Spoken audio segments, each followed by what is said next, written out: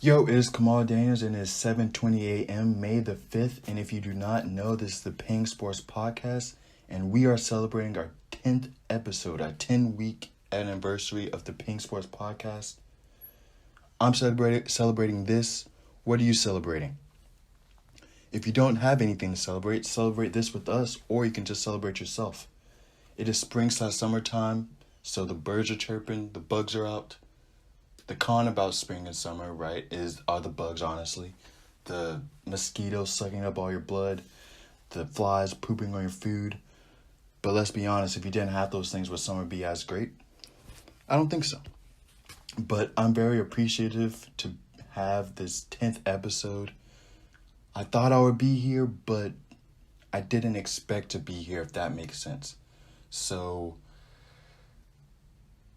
I know that doesn't make sense, but it makes sense to me in my head. But thank you to everyone who, if you've listened to every episode, thank you. If this is your first episode, thank you. But I'm truly happy to be here right now, and I'm truly happy to share my sporting advice or sporting knowledge or sporting opinions with you all. And it's been a blast every single week. So thank you guys. And first, I want to start out with a quick draft recap. I've always watched the draft, right? But this is the first year I have actually really delved deep and analyzed the draft. And again, first time delving deep. But this was the first draft that I can remember where maybe the first 15 picks, teams got exactly what they wanted, or they got literally the next best thing. With the Chargers, they got the next best offensive tackle since they didn't get Penei Sewell, you know? But I feel like Mac Jones went to Foxborough, which is a perfect spot for him going from Saban to Belichick. Alabama players have a lot of success going from the Alabama franchise or Alabama's system to the Patriot system, because I believe Bill Belichick and Nick Saban went two tight ships, strict ships, and it's a team-oriented attitude. I feel like Trey Lance going to the 49ers is going to be perfect for him. I believe anyone who really landed at the 49ers is going to work out just fine. I feel like the Bears getting Justin Fields. This makes the Bears AFC North favorites, in my opinion, due to the fact that Green Bay is not who Green Bay is. Green Bay is not going to be Green Bay like they were last year with this Aaron Rodgers debacle. Lions are in somewhat a rebuilding mode. Vikings, you never know with the Vikings. So I definitely think the Bears are NFC North favorites with their defense carrying them. They carried them the past 2 years to the playoffs. And now they have a better quarterback, I believe. I really, really do believe that this Justin Fields thing is going to change the Bears franchise in a good way and make them a sneaky Super Bowl contender with that defense, with Khalil Mack and Justin Fields now at the helm at quarterback.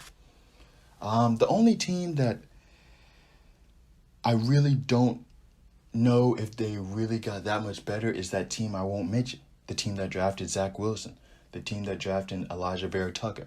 I think those are two good draft picks. I think they're two good players, but I do not think the franchise is adequate enough to make or let the Jets be good.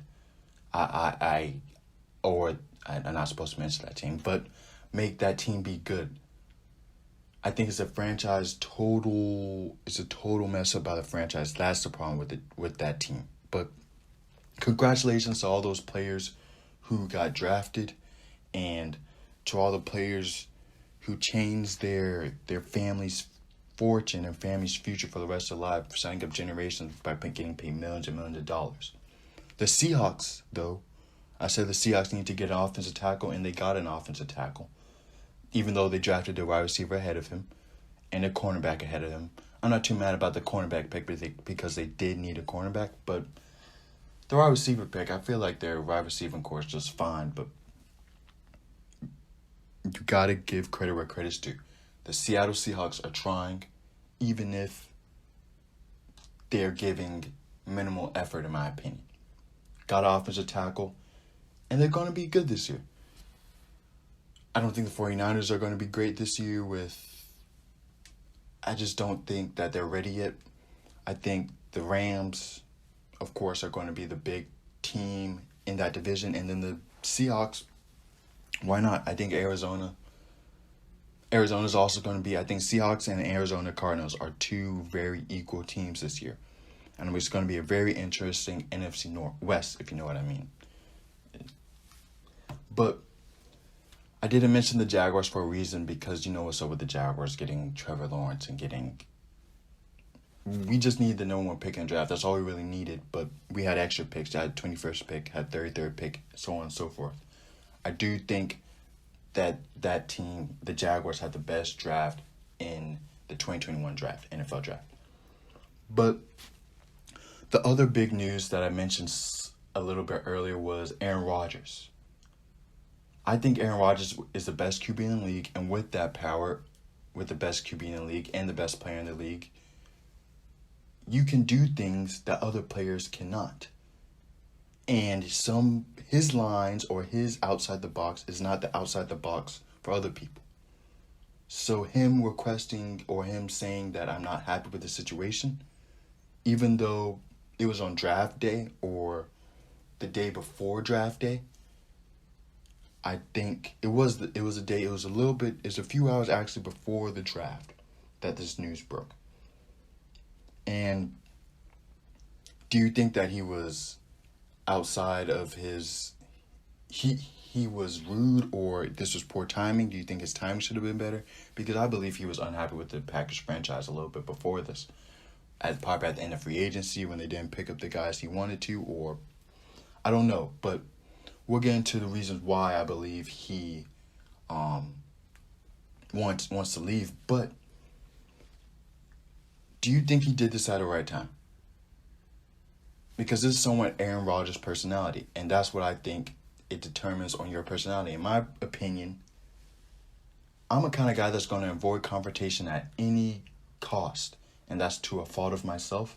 But I would have probably let the Packers know a few weeks before the draft so we could have a smooth, easy transition, so they could trade who they wanted to trade and get up high in the draft so they can draft a quarterback or do what they wanted to.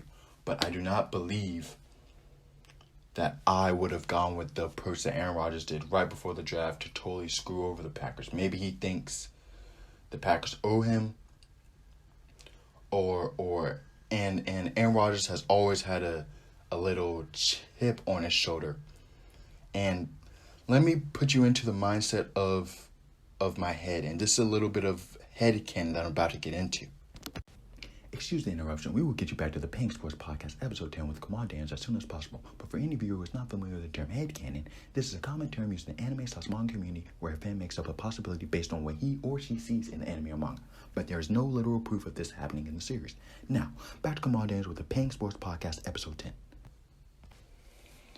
I really think he thinks the Packers owe him, and he doesn't owe the Packers anything. I think he feels he's doing the Packers a service by telling them that he wants to leave and he doesn't want to play for them anymore.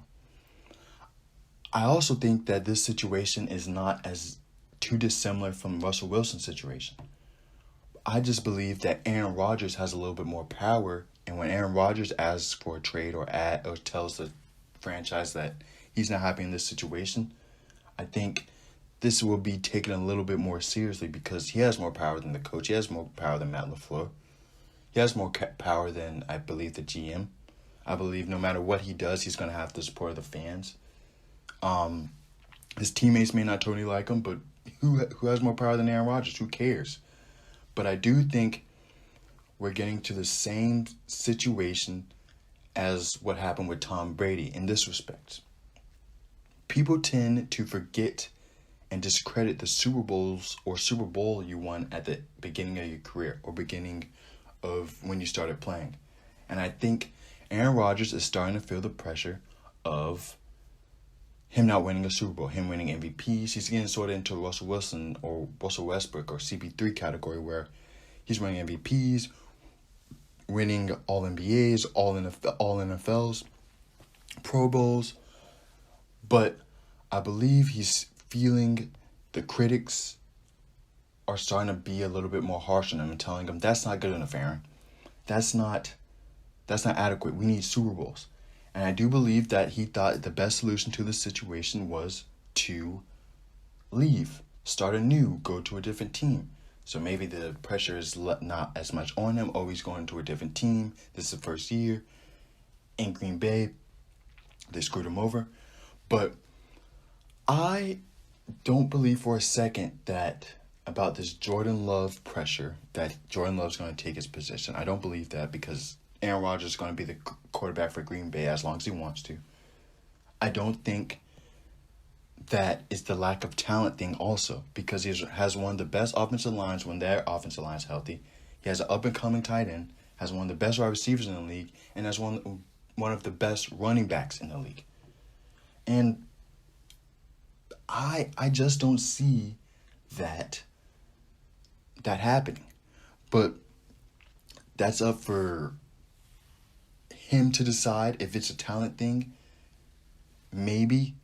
But I think it's a pressure of him not winning the Super Bowl and him getting into that Tom Brady headspace. Because remember, Tom Brady won 3 straight. Then he went on a little drought. And everyone started to discredit those Super Bowls. Now he's won about 4 in the past 7 years, if I'm not mistaken. And people are forgiving him. But it is a very interesting predicament the Green Bay Packers are in. Because you do not want a player that does not want to play for you.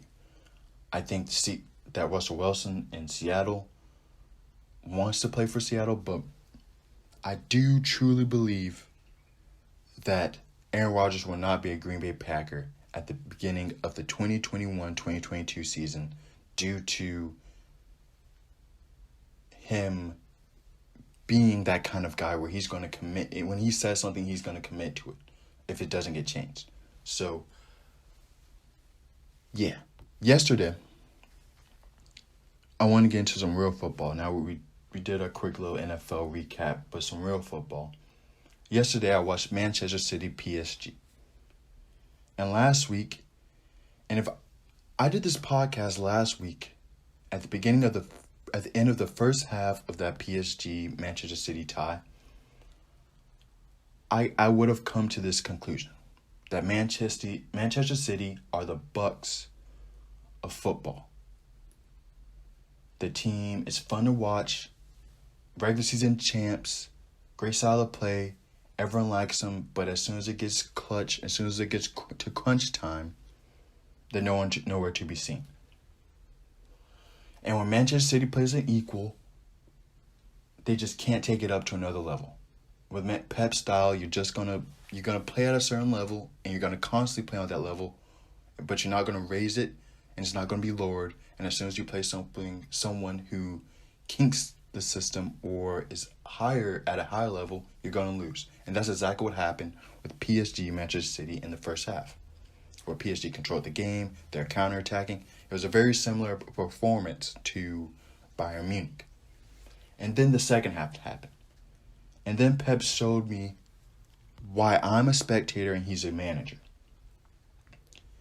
His style can be boring at times, and his style can get annoying at times. And then we saw PSG get annoyed clearly against Manchester City possessing the ball. Literally, the difference between the first and second half is Manchester City just started possessing the ball in PSG's half. That's the only difference that I really saw. Possession was equal, possession was the same, but they decided we're going to be more attacking, we're going to push Kyle Walker up, we're going to push whoever was playing left back up, and Zimchenko. It's one of those Ukrainian names, and I won't believe Zimchenko even played in the first leg. But anyways, the thing that shocked me was this isn't Sandalwood JV. This is PSG, professional footballers, people who train their whole lives for this, and they're getting annoyed when a team possesses the ball. I don't think that's normal. The team's getting annoyed, frustrated because the team's possessing a ball. Okay, you get frustrated when you don't get a call here or there by the referee, but a team possessing the ball? It's not the Bad Boys where they're punch you in the face 25-8 with the Pistons. They're not being physical. They're not being nags. They're just possessing the ball. It's finesse. You don't get mad about finesse teams. But clearly, the magnitude and the greatness of his system shows how brilliant his system is. And I appreciate the brilliance. And I thank Pep Guardiola for that.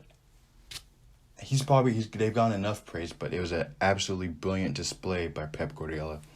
And then in the second leg, they do something totally different.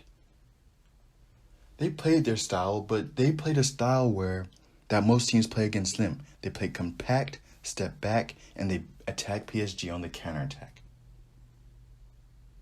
A style that I never thought that Pep Guardiola could do. A style that I thought Jose Mourinho did. But Pep Guardiola may be the greatest football coach ever. If he can win this Champions League, and again, I talked about with Aaron Rodgers a little bit earlier, and Tom Brady a little bit earlier. He won his Champions League earlier, and it wasn't like he didn't win anything in Germany with Bayern Munich, and it wasn't like he didn't win multiple Premier Leagues with Manchester City. But people sort of forgot the brilliance of Pep Guardiola. Sir Alex Ferguson, I believe, has 2 Champions Leagues, been in 3 finals.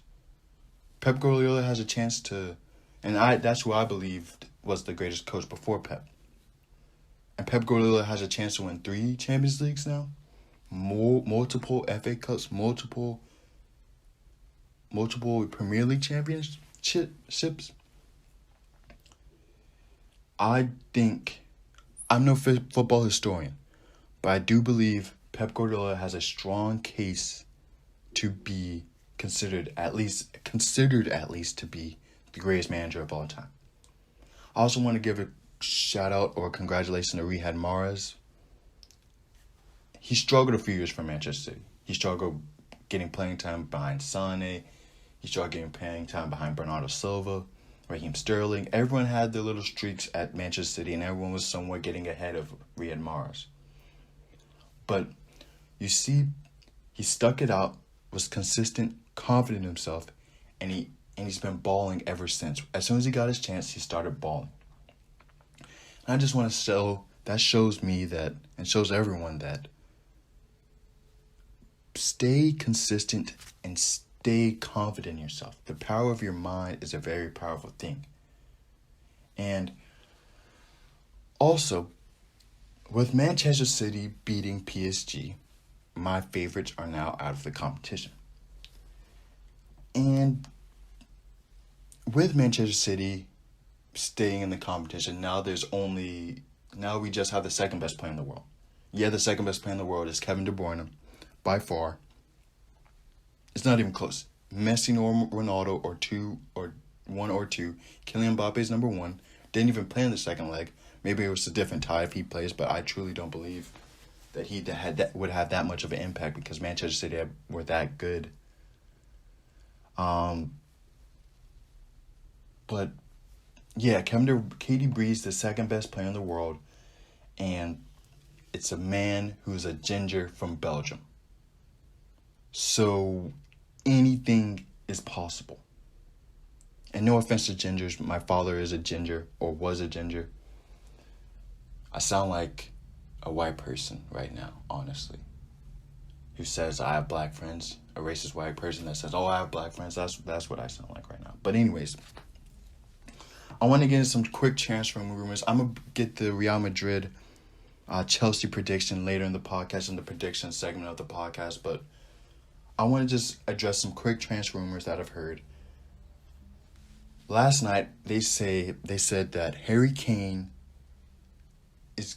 has the potential of going to Manchester United for 90 million euros. And what does this do if Harry Kane does go to Manchester United?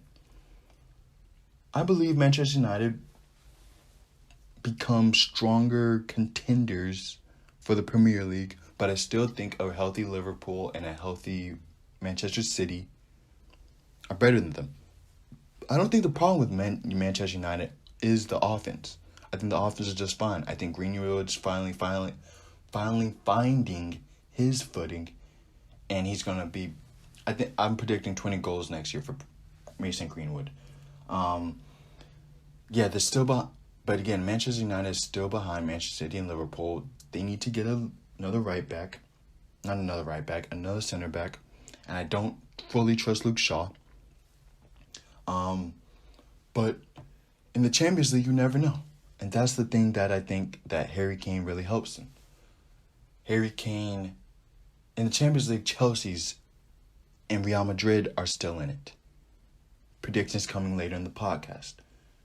But don't you think Bayern Munich are better than Chelsea and Real Madrid? Don't you think PSG are better than Chelsea and Real Madrid? You could say no because they're still in the competition. But if those two teams played where it had different ties and played Chelsea in the quarterfinals, or Real Madrid or Bayern Munich play Real Madrid in the quarterfinals, I believe those two teams would be in the semifinals right now. But this rumor for Harry Kane has been a rumor since probably 2017, 2018, where they've wanted Harry Kane, but Harry Kane hasn't decided not to leave, or Manchester United really weren't serious about it. And I believe that this year is a different year.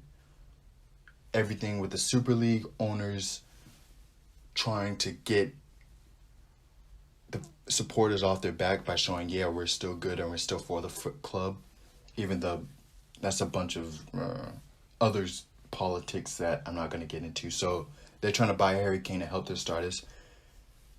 Harry Kane is, if not the best, but I believe he's the second best striker. If you consider Kylian Mbappe as a striker, I consider him a forward. He can play anywhere. He's sort of a makeshift position I'm making up right now. But I believe out and out pure center striker, Lewandowski, Harry Kane. And some people's Harry Kane, Lewandowski. It just depends on your preference again. But he's at the peak of his power at Spurs, and the Spurs are clearly on the downswing. I believe Harry Kane wants to win now because he won't have, I give him 3 to 4 years of him being a 20 a season goal scorer in the Premier League and a 10 plus assist guy across the whole year. So I believe with Spurs, with the situation they're in now, Manchester United with the situation they're in now, sort of like the draft, where it's a match made in heaven, and both teams need this. The only con about this is, with Harry Kane entering Manchester United, what's going to happen to Marcus Rashford? And this isn't really a Manchester United team problem, it's more of a personal problem. Marcus Rashford is one of my favorite players in the world, and I think he's most effective in the middle, but he can't play right or left, and I really want Marcus Rashford to have a successful, great career because, as I said, he's one of my favorite players. But does this move bring Manchester United back to their former glory? I don't think so. Only because of Manchester City, Liverpool. Liverpool with Virgil van Dijk back is going to be a problem. Manchester City and Pep, as I said earlier. But how do you feel about this move? I think it's a great move. I don't know. I don't think there's any cons about it. But Manchester United, I feel like the number one target should be a center back. But I'm not a general manager / a chairman. So they know more than me. But Harry Kane's former manager, Jose Mourinho, got hired at Roma. Big news, right? I think his style suits best for Serie A. I think in La Liga, when he played with Real Madrid or managed Real Madrid, I think La Liga is a little bit more of expansive, finesse, Pep stylish. Premier League suits his style a little bit more, but Premier League's in a totally different day and age now. So I think it was a little outdated, but Serie A, Conte playing, winning the league with that style, sitting back, absorbing pressure, killing on the counterattack. I think that will suit Jose Mourinho a lot better than Premier League. But we will see. Definitely, we will see. And Jose Mourinho is definitely becoming the Trevor Ariza of managers, just bouncing around teams. He was probably it before, but I definitely, he's not as effective as he used to be. So he's just going from Miami to Portland to Memphis to Lakers. It's just all over. I believe Jose Mourinho would be best international football, but that's discussion for another day. With that, I want to get into some NBA. I think Roma is now a legit team in Serie A. And if you guys know, there's another NBA team I was curious of if they were legit or good. A few weeks back, we played this little game where we determined if teams like 76ers or the Bucks were good or legit. And this week, I want to choose a team who's gone 9-5 in the last 14 games.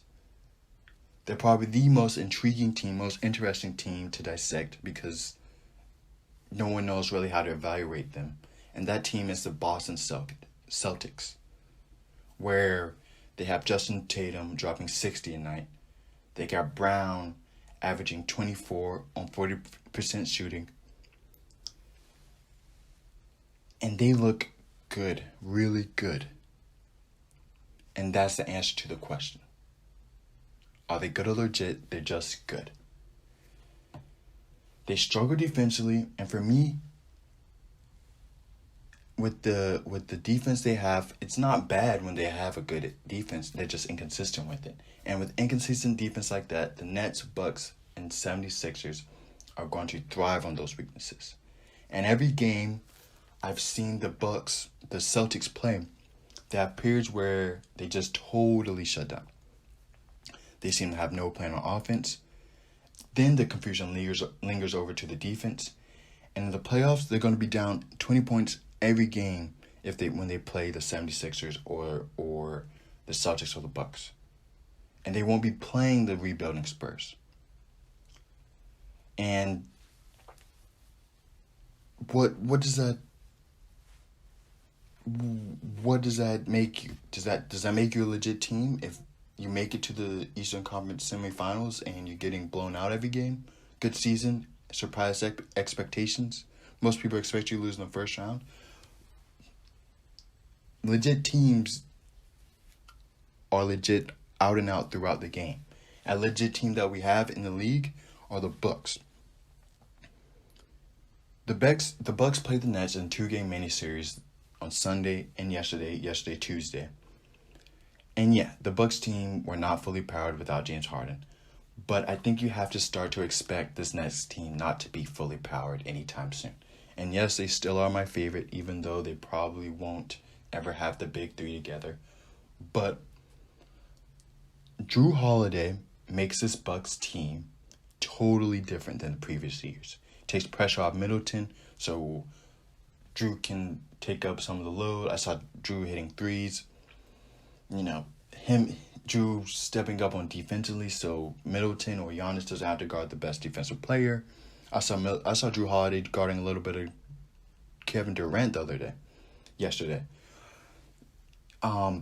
Tucker adds a body, so Giannis doesn't have to get in foul trouble. Even though Giannis got in foul trouble yesterday, I believe Tucker can handle some of the load where he can guard some of those guys like Kevin Durant, even though Kevin Durant is a bigger guy. Also, which was very impressive by the Bucks the other day, was they closed out the game very well. And it wasn't Drew Holiday stepping up. It wasn't Chris Middleton did play very well, but it was Giannis stepping up at the end of the game. If it was yesterday, him shooting free throws and making free throws when they were just fouling him. If it was other day, totally controlling the tempo towards the last 2 minutes of the game. He was also shooting from outside very well. Is that something that can carry over to the playoffs? Maybe, maybe not. Maybe it's a new Giannis that we're seeing evolve literally before our eyes. And if I'm the 76ers, I don't want to see the Bucks in the second round. That's why if I'm the 76ers, I'm fighting for that 1 seed. Because the Bucks are better than them. And with Giannis making outside threes like that and outside jumpers, where does Giannis rank on the unguardable list? Because he's absolutely unguardable when he's not hitting those threes. Where does he rank now on the unguardable list? And that's whatever form you want to take him in. I believe Kevin Durant's number 1, James Harden's number 2, Steph Curry's number 3, and Giannis number 4. Now, is Giannis higher? Is he lower? And yes, LeBron is not in the list. I think LeBron's a lot easier to guard now, but if LeBron scores 0 points, he still probably affects the game in a major way. But with that, and with all these great players now, probably all of them probably going to make the playoffs this year. We haven't had a playoffs unless you look back at the Golden State team, where all superstars are playing, because Trae Young's going to be in the playoffs, John Morant's going to be in the playoffs, at least in the playing game. Steph Curry's going to be in it. Luka, Dame, the list goes on and on. But the playoffs are going to be interesting. And the interesting, bold prediction I have for the playoffs is the Clippers beating the Lakers in the first round. Right now, as it stands, the Clippers are the 3 seed and the Nuggets are the 4 seeds. And the Lakers are the 5th seed, so the Nuggets will play the Lakers. Horrible matchup for the Nuggets, if I do say so myself. But a LA matchup could definitely go down in the playoffs. And I got the Clips. Yes, I got the Clips. Why, Kamaal? Why do you have the Clips? Number 1, I got points for you. I got bullets. Number 1, AD is not playing like AD. Yeah, last game against the Nuggets, he played a solid game, but that was 80% AD. For the Lakers to win a championship, AD has to be 100% AD. And can AD flip the switch like we want him to? I know I trust LeBron in that he can, in the fact that he can do that. But can AD be consistent 100% AD throughout the playoffs? Dropping 31, 12 on 40% shooting. I don't know. I haven't seen it. Last year he was in form when he was going into the bubble, or in form when he was playing in the playoffs. Throughout the season he was in form. This year he's been up and down, up and down. B. The Clippers are better defensively this year. I don't know necessarily the whole stats. You heard that? I don't know the whole stats of how defensively great they were last year. But I do know what I've seen this year is they are a lot better defensively. With Nicholas Batum. And also it's been without Patrick Beverley for most of the season. So they're going to be a little bit better than what we've seen. They shoot better from 3-point. They score a lot easier this year. Paul George. I've been saying this to everyone. Paul George in OKC his second year was a better player. Paul George, when he found his footing in his second year with Indiana, he was a lot better. He was an MVP candidate that year. Paul George this year, second year at OKC, was the MVP candidate. This year, Paul George will be a better Paul George. In the playoffs, he was a better Paul George for OKC. I truly trust in Paul George, unlike a lot of people do. But the Lakers already have a haul with LeBron, and they're going to be able to throw Batum at LeBron. They're going to be able to throw Paul George at LeBron, and they're going to be able to throw Kawhi Leonard at LeBron. And it's also less pressure on the Clippers. I think the Clippers are really a lot better team than they were last year. I believe that it's tough to judge a team off of 1 year of playing together. If that makes sense. When in recent years has a team outside of Golden State won a championship their first year of getting together? In recent history, from the 10 zone. Think about it. Miami didn't do it. Cleveland didn't do it. The only team that did it was Golden State. And you could say the Lakers, but the Lakers only got AD. They didn't make drastic roster change. I believe they got Rondo too. But it wasn't a drastic roster change. They got one guy. AD. With the Clippers, it was a total makeshift reshifting of that whole team when they got Kawhi and when they got Paul George. They traded a bunch of players, trade Shea Gilgeous. Kawhi just entered. Kawhi is apparently living in Saint. It was a whole bunch of stuff. I do definitely believe that they've become adjusted to their styles. The additions of Luke Kennard and Nicholas Batum has taken some pressure off of the scoring. Morris is shooting very well. And point 3, point 2 was so long. Point 3, point tres.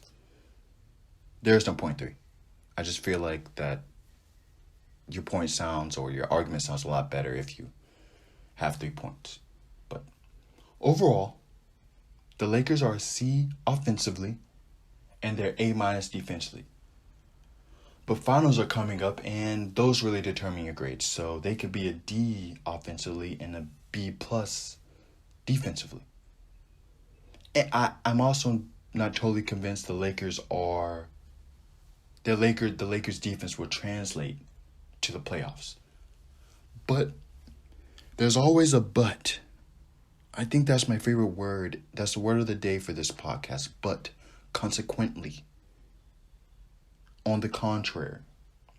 That's the word of the day. Contrary, consequently, but. They have LeBron James. And when you have LeBron James, you can be an F offensively, an F defensively, an F in the special teams. You still have a chance. And we will definitely see in the playoffs how good this Lakers team is. We're going to see real quick, in about 2 weeks to be exact. So, my bold prediction. Let me say this about my bold prediction, the little caveat. I do not believe the Nuggets will beat the Lakers in the first round. I do not believe the Clippers will beat the Lakers in the second round. I don't believe the Jazz will beat the Lakers in the first round. I don't believe the Suns will beat the Lakers in the first round. The only team that will beat the Lakers are the Clippers in the first round. If the Clippers play the Lakers in the Western Conference Finals, they will not beat the Lakers. The only way for me to see the Lakers losing in the Western Conference is if the Lakers play the Clippers in the first round. Let me say this again. Not in the second round, the first round. And if the Suns play the Lakers in the first round, if the Jazz play the Lakers in the first round, if the Nuggets play the Lakers in the first round, if Golden State, I don't care who. The only team that can beat the Lakers in the Western Conference are the Clippers, and that's if it is in the first round. Or if AD or LeBron get hurt. So, I talked about Golden State a little bit. 2017, 2018 Golden State. But right now in the play-in tournament in the West, we have Golden State, Portland, right now, currently, 7-8. And then we have Memphis Spurs. So, and these are about to change. I'm very excited to see this. I want to see Steph Curry play Damian Lillard. And I want to see the up-and-coming, the new guard in the Memphis Grizzlies playing somewhat the old guard in the Spurs. I think that's going to be a very, very intriguing matchup. And also, I discussed earlier Drew Holiday, how great he's been defensively. Who's your defensive player of the year?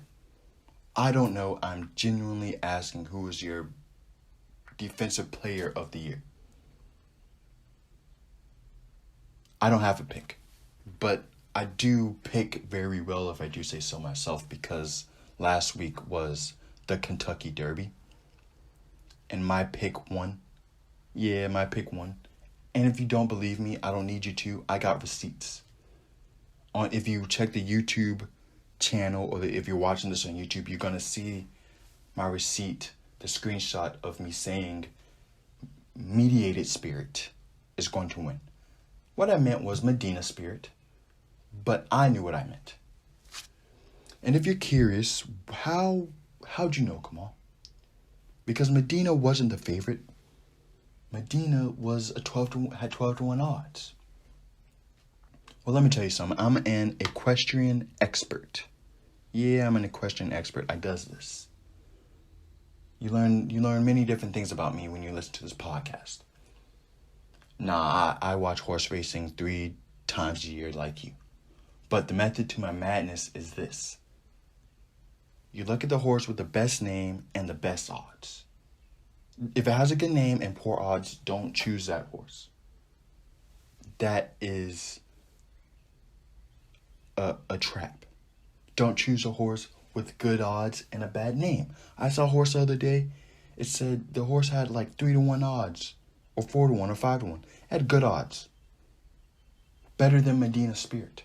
But the name of the horse was like Good Luck Charlie. That's a poor name. You don't want to. Poor names don't win. Always choose a course with good odds. In your opinion, I don't know what good odds to you. 12-1 seem like fairly good odds to me. And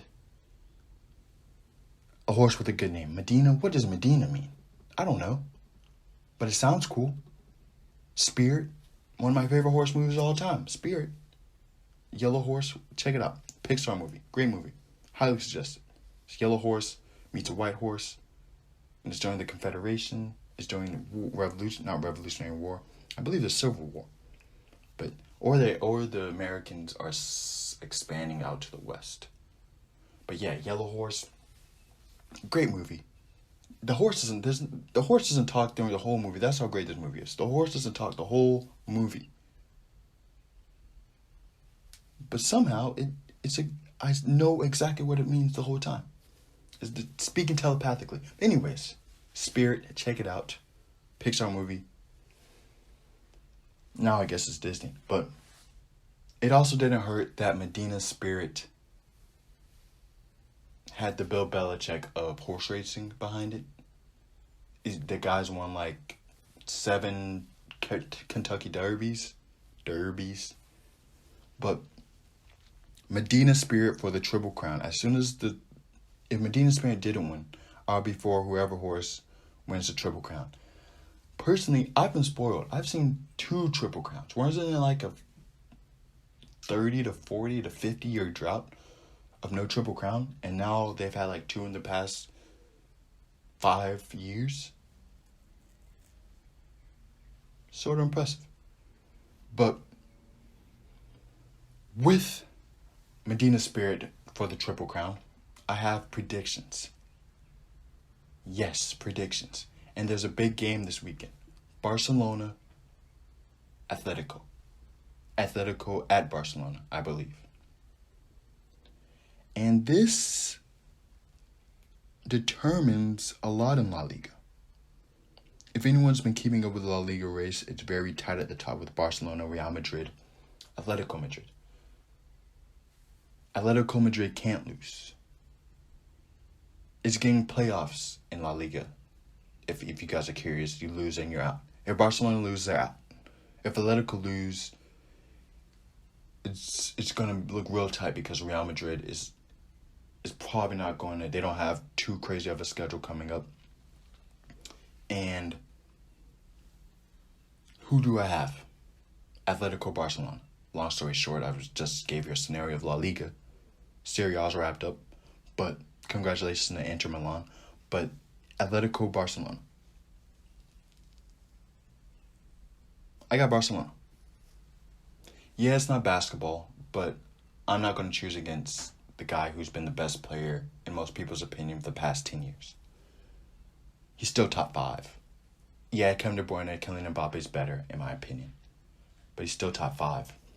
So, I got Barcelona winning 2-1. against Atletico Madrid.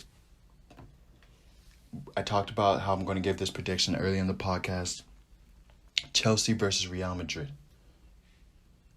Right now, Chelsea will advance on aggregate on away goals. But Real Madrid don't have Rafael Varane. And it's looking good, a lot better for Chelsea than Real Madrid. But I got Real Madrid winning 2-1 today against Chelsea due to the fact they've been here before. Even though with Ronaldo, the greatest player of all time in my opinion. But they've been here before. Experience always wins. But you never know. Thomas Tuchel's a very good coach.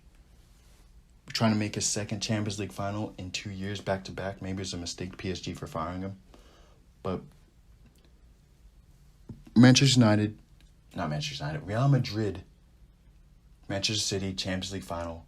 Real Madrid advancing 3-2 on aggregate against Chelsea today. And last week I had a prediction, Liverpool versus Manchester United. Of course, it didn't play because of the storming of the field. But I still got the same prediction. Liverpool winning 1-0 against Manchester United, Fabinho goal. But with that, again, but's the word of the podcast, consequently, but I like to say thank you for everyone who's been listening these past 10 weeks. And again, if this is your first episode, thank you for listening for your first time. This is episode 10, and this is the Peng Sports Podcast. Thank you guys once again. This is Kamaal Daniels signing out.